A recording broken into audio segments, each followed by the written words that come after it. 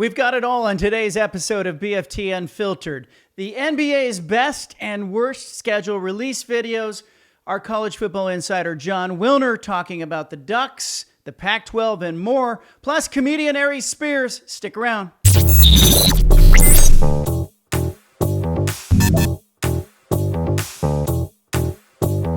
I've been wrestling with something for a little while. If you're a Trailblazers fan and you're a diehard fan who likes to see games in person, do you buy tickets this season?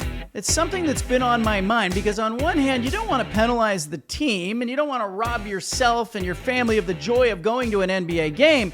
But on the other hand, if you vote by showing up to Moda Center this season, are you voting in favor of Tom Dundon and what he's doing with this team, against Tom Dundon and what he's doing with this team? There's a lot up in the air. Amid that, the NBA released its schedule today, recording this on Friday, and the NBA has some teams that are very creative, very forward-thinking, very fun, and they've got some other teams who I think missed the mark. But who had the best schedule release video of this season? I'm going to dive into that on today's show, but I want you to think, too, about Dundon and the Blazers. You know, on one hand, I'm not telling people to boycott. I don't think you should. If you want to go to an NBA game, go to an NBA game. I think we still need to see and hear a little bit more from Tom Dundon to decide if a boycott is justifiable. But I am also kind of wondering, if you show up to the arena and you buy tickets, are you casting a vote that says you don't care about what happens to this team, or you do care? I mean, it's really conflicted because on one hand, you don't want to stay away, and what?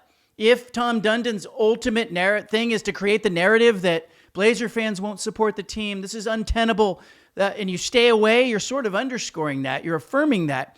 But if you go to the arena, are you supporting an owner who largely has not supported the mission and the cohesiveness and the connection with this community? You tell me in the comment section what you plan to do this season. For now, I'm in a holding pattern because I want to hear more and I want to know more about what Dundon's plans are. But while we wait, how about the schedule release videos that have poured out? Let's start with the Golden State Warriors. The Golden State Warriors did a little bit of Steph Curry and Draymond Green. Is it a play on Scooby-Doo? Yeah. Is it a Scooby-Don't? I don't know.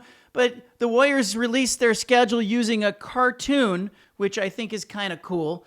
And look, I don't think you're going to go wrong here with Scooby-Doo. You can't go wrong with Scooby-Doo. And the idea that he's going in search, and they're going in search of solving the mystery of this schedule. Meanwhile, the Boston Celtics, how did they release their schedule? Well, they did it. They should have done it in front of a fireplace, but they did it a little bit like Jim Nantz and the Masters. A tradition unlike any other.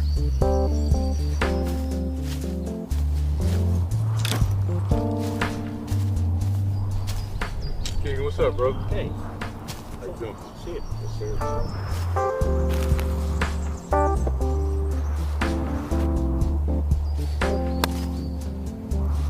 He's overcome this challenge before. Of those two, I like what the Celtics did better. Warriors, I think we played it a little safer. But how about this one? How about this one from the Chicago Bulls? They went a little bit channeled some Grand Theft Auto in their schedule release, and they also worked a sponsor into the deal. I guess you get extra points for that if you're in the marketing department. Phoenix Suns looking to connect with fans. They did sort of a mock fantasy league draft with people sitting around sort of drafting the best series or the best games of the season. I guess it gave them a nice way to highlight what they're going to do. I give them some creativity points for this. You tell me. I'm taking the Wizards. And you're like, Washington Wizards? Yeah, the Washington Wizards. Why? Because sometimes you just want to know you're going to win. You know what I mean? And this, of course, takes me to the final two that I want to highlight here today. One of them is terrible. It's tone deaf. It's awful. It's stupid. I think you get an F. And the other one, I give an A+ to. I don't know who could do it better. So I want to go first with, who should we go, worst or best? I'll start with the worst. It's the Toronto Raptors. They did a reality-style TV show, talk show. Okay, so you know that thing when like a couple ends things, but they say they're on good terms? Right.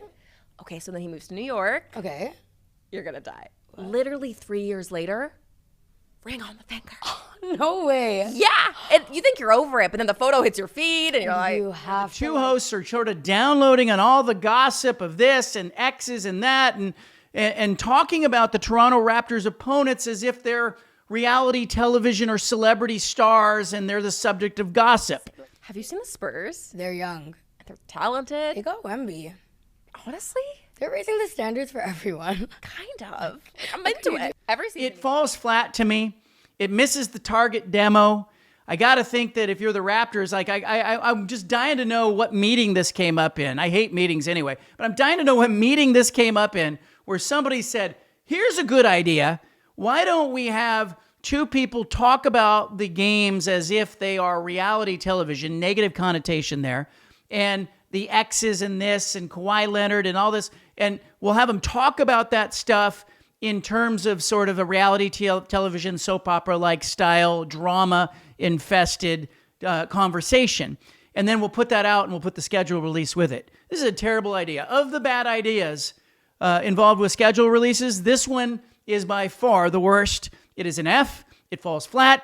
I don't understand how it connects. It doesn't make me want to buy tickets. Like, it wasn't that the aim of these marketing videos to make me want to pick up the phone or get online and, oh, I need to go see this team play. This doesn't at all accomplish that. It's just so bad that it's bad. It's like there's a bad that's good. Like if it's so bad, it's a train wreck. You can't stop watching it. But this is a train wreck on top of a dumpster fire. And it doesn't work for me. The Raptors get an F for their schedule release. But who got it right? Who did it better than anybody? Well, how about this guy? Hi, my name's Samuel Henderson, and I do bird calls. The Hawks' schedule just dropped today, so I'm going to do their opponents as birds. Bird Call Kid, 12-year-old viral sensation Samuel Henderson. He's from Choctaw, Oklahoma. He became famous because he went into his school's talent show and he did all these bird calls. The Atlanta Hawks, Bird, had him do bird calls that were associated with all their NBA opponents. It's subtle, it's smart, it's fun, it's charming. Samuel Henderson, you win. Hawks win. They had the best schedule released by far. Made me want to watch the video. And in fact, I'm going to play it in its entirety for you right here. The rock pigeon. Bald eagle.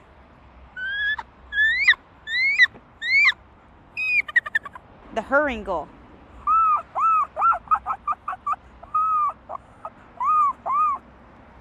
American crow. The Canada goose. The American flamingo.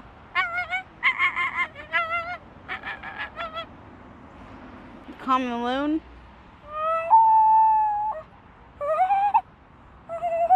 The American white pelican. The northern cardinal.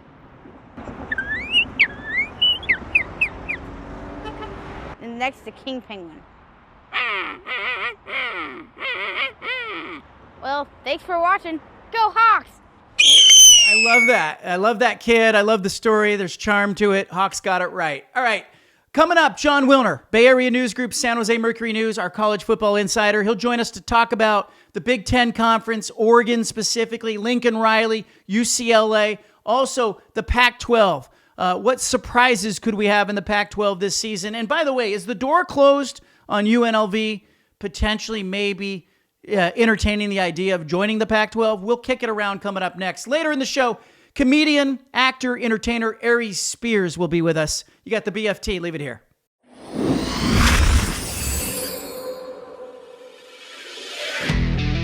College football is creeping upon us, and Jon Wilner, Bay Area News Group, our college football insider, here to talk about it.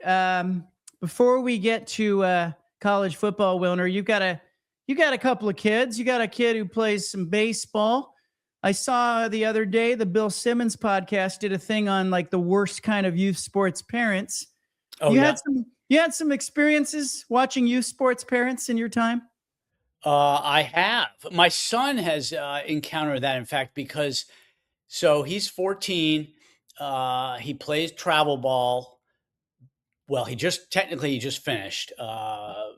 But he spends his springs also doing umpiring for our local Little League. They have a youth umpiring program, and they the kids, like you have to be a certain age to be able to umpire certain levels. Yeah. But he started doing it a year and a half ago, his first year out of Little League. So he was 13, and he was doing double A plate, triple A field.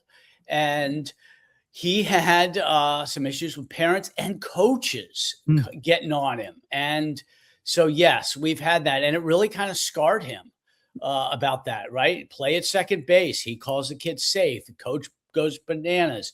The parents go bananas. And it's tough. And so I've seen it from his perspective as an ump, but also as a parent watching him play. And you got, fortunately, we were on a really good, our program was really good in terms of parents not doing that. But I've certainly seen plenty of times where they have gotten, parents of other teams have gotten on the umps or have been mocking our team or have been deriding players on their own teams.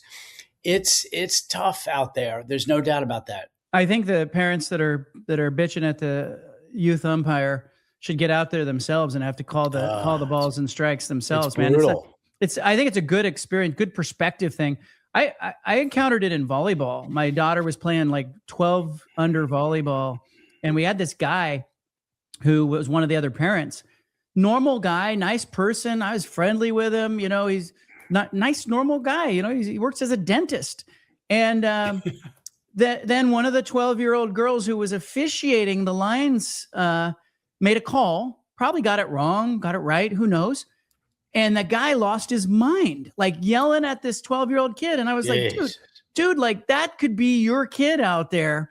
And so there's the parent who thinks that this is, game 7 of a World Series and is expecting like, professional umpiring out there when some kid's getting $15 to call the game. There's the parent that loses all perspective with trying to win at all costs. I'm guilty of this next one because, this, tell me if I'm a horrible dad. Like our youngest daughter is a pretty good soccer player. And I started motivating her by telling her, you score a goal today, I'll give you $20. And she would score a goal and then run by me and do a Johnny Manziel, and I thought, am I sending a poor message by rewarding her with $20 for scoring a goal? And do I want any of the other parents to know that? Because then they would accuse me of losing my mind. Oh man, I don't think you're a bad dad because I told my kid when he was playing Little League towards the end of his last year, he said, I'm going to use my wood bat. I'm like, no, you don't use your wood bat. I'm going to use wood back and forth. I think it was, I'll give you $50 if you hit a home run with your wood bat. Oh, and man. Damn, he did. Oh. It was his only home run in Little League. And it was with a wood bat. And I was actually delighted to have to pay him. But no, I totally get where you're coming from on that. Yeah. Totally. There's a lot of issues with youth sports in our country. Yeah. And I know you've written about it. You've talked about it.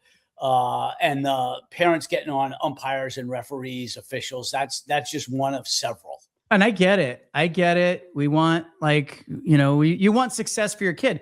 But I think if you enter that competition with the idea that part of youth sports, one of the benefits of youth sports is letting our kids deal with adversity. And if you classify a bad call as being some adversity, let's see how your kid deals with having something unfair happen to him on a field or a court. Yeah. And let's see that as a positive instead of going, oh my gosh, I wanted a great outcome for my kid, So I try to maintain that perspective, I guess is what I'm saying. Yeah, there's a lot of benefits to youth sports of just being outside or inside, just doing something active, so they're not doing this, right?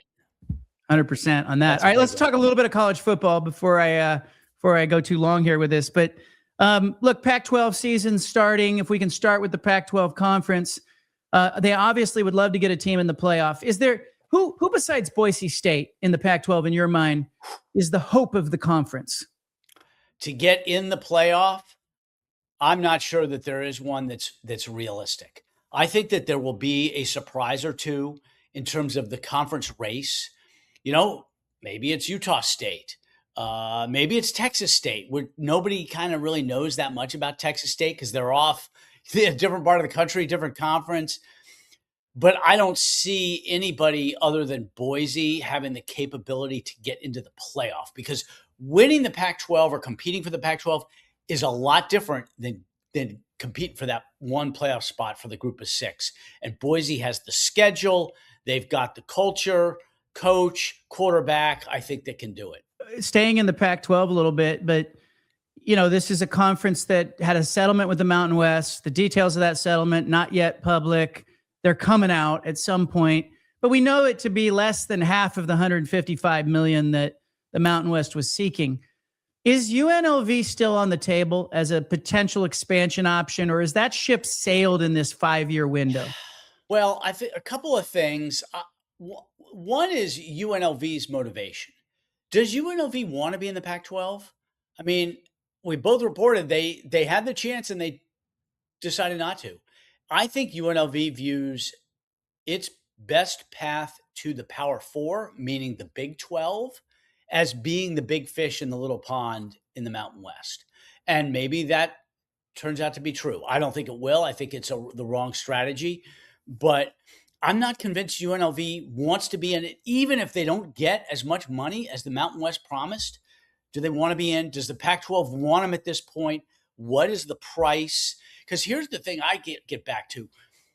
I've been told that there's no more money left in the Pac-12 media deal. It's not like if UNLV comes aboard, all of a sudden there's going to be an extra share, full share available for the Rebels. They'd have to come in at a partial share, or everybody else would have to agree to take less. I don't think there's more money there. And so that's a huge factor in this whole thing, because I don't think the other Pac-12 schools are willing to give anything up to get UNLV. And we start with these realignment questions being no-brainers, right? Texas, Oklahoma to the SEC, USC, UCLA to the Big Ten. Then it starts to trickle down, and people are getting half shares, and people are waiting, getting no shares. SMU's buying their way into the ACC. All of a sudden, Sacramento State's paying money to get into a conference, and you start to get down the food chain. It's not a no-brainer anymore. Let's focus on the Big Ten for a second. Ohio State, Oregon at the top of the conference. Kyle Whittingham and Michigan are an interesting storyline. How good can Michigan be in Whittingham's first year? Playoff team for sure. They certainly have got the personnel, and I think with Whittingham, they've got the coach. They could absolutely get in the playoff. The issue for them is, they got Oklahoma. I believe they play USC, Ohio State, and Indiana. And a lot of success these days in all 4 power conferences is the schedule rotation. Who you playing, who you missing. And this year, Michigan drew, and so did Ohio State, drew very difficult schedules, partly because the Wolverines play Oklahoma and the Buckeyes play Texas. But you add Indiana in, when the Big Ten came up with the Flex Protect 12 schedule model, I think is the official name. And they've tiered all the teams to try to come up with a balanced schedule from a competitive standpoint. Indiana was not in the top group, right? It was what, 3-4 years ago. Signetti wasn't even at Indiana. So the schedules that were built based on Indiana being a lower tier team are much different in how they're a powerhouse. And Ohio State and Michigan both drew Indiana this year, whereas Oregon doesn't have Indiana. And I think could play a big role in how the whole Big Ten race shapes up. Dan Lanning at Oregon has lost both coordinators, right? He's got this task. I don't know if it's being talked about enough, but no Will Stein, no Tosh Lapoy. He's replaced those guys. How big of a question mark is that for you in Lanning, or is it plug and play in Eugene? No, it's a big question mark for me. Now, having said that, I don't view their floor as like 8-4, but to me, it's the bar is the national championship game, not necessarily winning it, but getting there.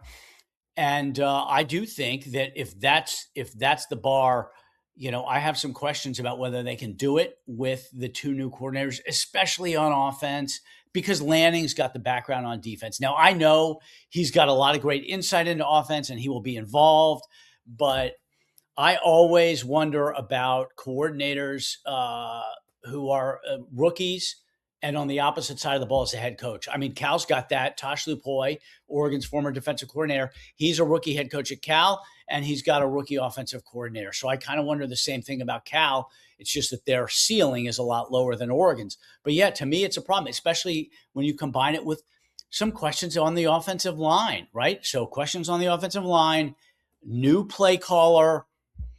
The bar is incredibly high. Can they get there? I don't know. I'm a little skeptical. USC and UCLA. I think last week we talked about Cal and Stanford. I want to focus on those two LA schools in the Big Ten. There are a lot of people picking UCLA to be a surprise with, a new coach, who's kind of the flavor of the year. And can UCLA have that step forward, or will they still be a basketball school at the end of the season? They'll still be a basketball school. But to me, the question is, what constitutes a surprise?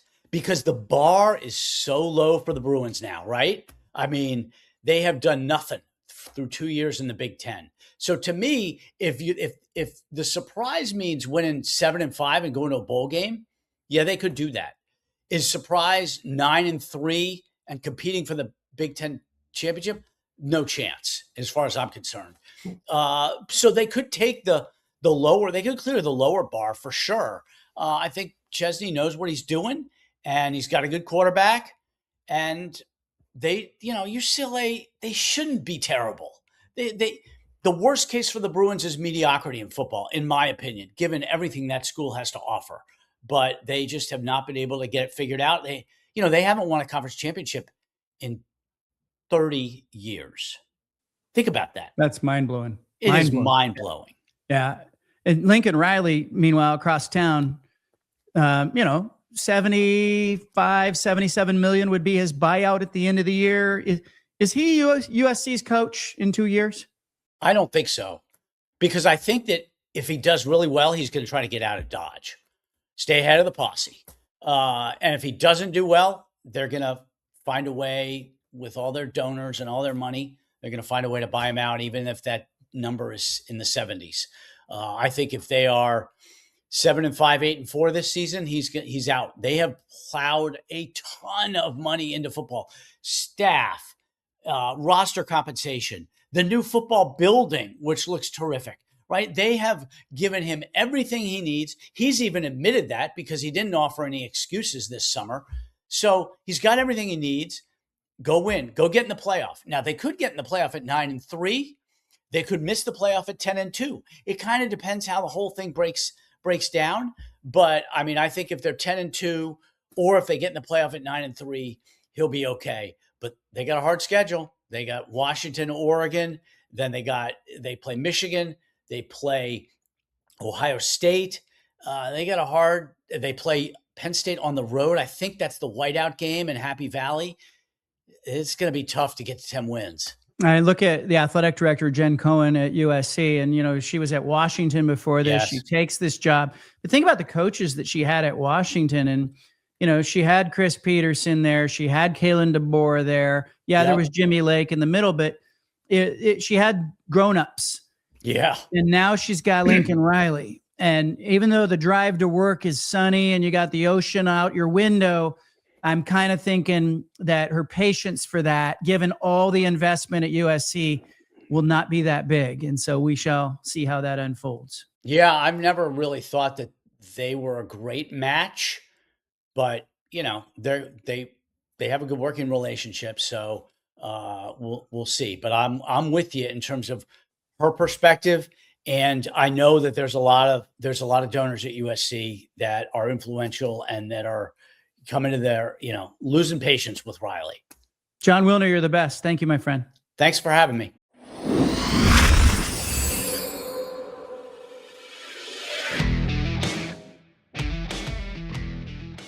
Been a great show today. Make sure you like and subscribe. Now joining us on the hotline, comedian, actor, Aries Spears, joining us, man of the world, New Yorker. What else am I leaving out? How you doing, man? I'm good, brother. The mortgage is still being paid and the lights are on, so it's good. I love that. Hey, you're going to be in Portland, looks like later this month, August 20th through the 23rd, Helium Comedy Club. People go to heliumcomedy.com if they want to get tickets. But Aries, give us an idea of what's going on in sports, man. The world feels very complicated. Remember when it used to be an escape? Yeah. Oh, yeah. Yeah. Now. Well, listen, it makes sense because it's women's basketball. It's women, so drama comes with it. What do you make of that? Could you play in the WNBA? Oh, listen, I'm the most non-athletic black man on the planet. When it comes to the stereotypes, I let down my race horrendously. I can't play basketball, and I don't have a big thing. Aries Spears is with us. Let's go back to your childhood.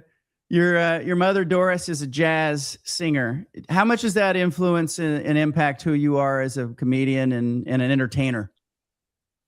Tremendously, because she was the one that actually steered me in this direction. So she knew that I had the creative gene. She nurtured it, saw that it was my way out, and she was my Joe Jackson without the beatings. When you're 14, is it true you got on stage at 14? You started doing impressions. Is that where it started, or did it start much earlier? Well, I mean, I was always a creative cut up performing in front of, I came up in that era, man, in the 80s when the both the VCR and the camcorder, not even a camcorder, but what do you call it? The cameras. Yeah. Before it was a camcorder, but the cameras came out. So my father bought the first VCR and the first camera recorder, and you couldn't keep me away from it. So, but yeah, I started doing stand-up at 14. I think the big career break, everybody looks at Mad TV. How did that change your life, Mad TV? It took me from not being known to being known. So I'm grateful for it. I mean, I would have rather have been on Saturday Night Live, and I think the trajectory of my career would be different. But you take it where you can get it. Let's talk about that. Did you audition for SNL? No, never got the opportunity. Never got a chance. And so I think the perception is too that if you get in that path and you get on that track, like you are, it's like the Pope putting holy water on you. There's not a lot you can do wrong there. But so what do you do? What do you do with an agent to try to get in front of people, get on that show, get an audition, be in the room when somebody from SNL is scouting? Like, how hard do you have to work at that stuff? I wouldn't know because, when I got on Mad TV, I got on and I was there for 8 years. So I just never got the opportunity to be on SNL because most of my, young career was already, locked into Mad TV. How did that and being around in that environment help you? Unlike stand-up, being with an ensemble, the strength is you have to work off the people around you. So, it allowed me to grow comedically in terms of bouncing off people and learning what it was like to be a part of a team. Whereas with stand-up, you're all by yourself. Everything that happens with it, success, failure, it's all on you. The impressions you do of athletes, I think you do a Mike Tyson, you do a Shaq. What's it like to have those guys hear you do it? Like the saying goes, imitation is the greatest form of flattery. And the fact that they love it, especially Shaq, lets you know you're doing the right thing. How do you refine those when, is it just something you notice? He gets on, I think the more he talked on Inside the NBA, the more of a personality he became. That probably boosted that, or the value of doing that bit. Well, he was always a bigger than life personality. So it made absolute perfect sense for him to do the show. The interesting thing is when you watch the little documentary about Inside the NBA, he had to learn how to hone it. He just thought that all he had to do was be over the top every single week because, he wanted to go for the joke, the big joke.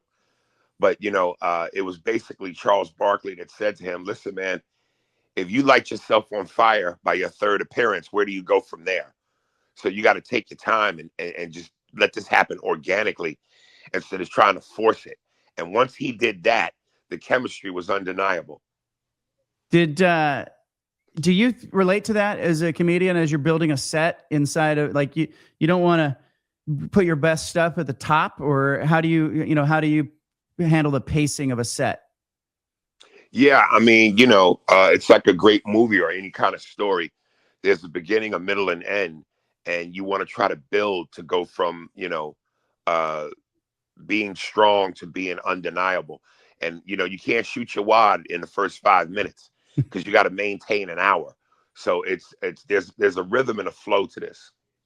How do you know when it's working, like when you're on? Because I think in a live performance setting, there's probably nothing more exhilarating than when you look around and you can feel that energy in the room and you're on and the jokes are hitting and you're quick and you're working the crowd. How do you know? The audience tells you. It's like, it's almost like dancing. You listen to the song, you hear the rhythm, you feel the beat, and you just go with the flow, and you let the beat dictate what you do. You let the rhythm dictate what you do. And if you do that, the rest takes care of itself. That crowd work, when you notice someone in the crowd. For me, I for 20 years do 3 hours of radio, write a column, do a YouTube show. The last thing I want when I go to a comedy show is for the comedian to notice me. Like, I just want to sit back. I want to watch somebody else do their thing. And I love live performance.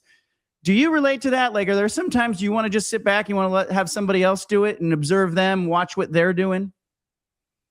Yeah, I mean, I don't ever depend on crowd work to be the bread and butter of the show, because that's so unpredictable. You never know how that goes. So, you always have to have your script and your playbook. But I almost look at it like football. Your playbook is the main source of what you do, but you got to be prepared to call an audible at any point. And then you must get people, I think, when you go around, are there people who sit up front who you think are trying to get into the show, trying to get noticed?